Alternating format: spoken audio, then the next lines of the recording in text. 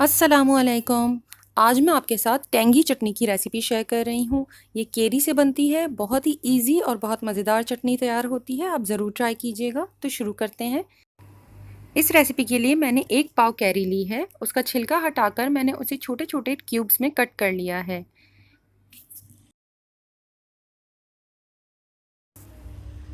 अब एक cooking pan में पानी ले लें। मैंने 1.5 से 2 कप पानी लिया है। इसमें केरी के क्यूब्स डालकर इसे बॉईल कर लें। इसे इतनी देर बॉईल करना है कि बिल्कुल सॉफ्ट हो जाएं और इसमें थोड़ा सा पानी रहना चाहिए।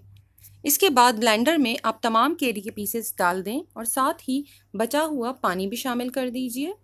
इसके साथ ही इसमें शामिल करें नमक आधा चाय का चम्मच, भुना कुटा धनिया 1 चाय का चम्मच, भुना पिसा जीरा आधा चाय का चम्मच, चाट मसाला आधे से 1 चाय का चम्मच, कुटी लाल मिर्च आधी से 1 चाय का चम्मच, चीनी 2 खाने के चम्मच, 1 चुटकी पीला रंग, आधा चाय का चम्मच काला नमक।